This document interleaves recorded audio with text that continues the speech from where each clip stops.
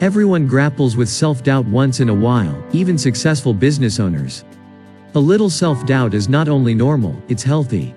It prevents a leader from crossing the fine line between self-confidence and hubris.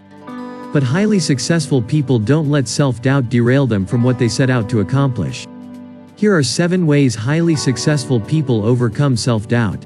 Allowing self-doubt to prevent you from grabbing opportunities that come your way is an act of self-sabotage.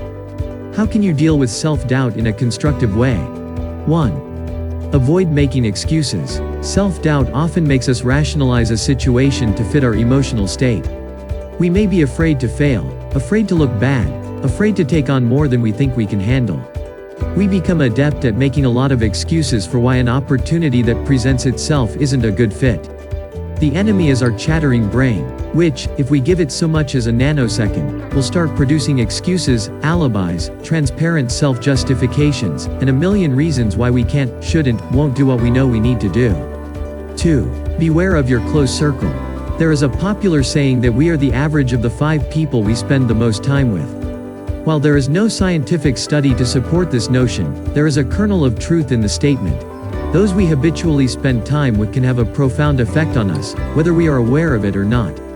We know from brain plasticity research that experiences reorganize neural pathways in the brain. 3. Raise your self-awareness. Self-awareness is one of the most powerful personal development tools in your arsenal. Make use of it by understanding the root causes of your self-doubt. What specific situations trigger bouts of self-doubt? If it's a lack of skill in an area, resolve to do something about it. For example, it may be a fear of delivering presentations. Or it may be anxiety at having to make cold calls. Just about anything can be learned.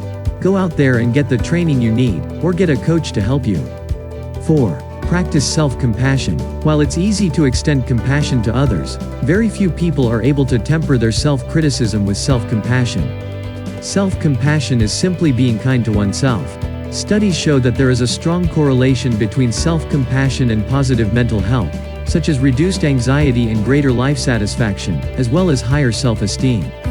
5. Stop asking for validation. Seeking others' input and advice is helpful. However, if you are in the habit of continuously asking others what they think before making decisions on important matters, you might be weakening your faith in yourself. For example, if you're working on a presentation, setting up a website or undertaking a new project, and you continue to change what you have created based on feedback you receive, you might end up losing your voice and the end product becomes a diluted version of you.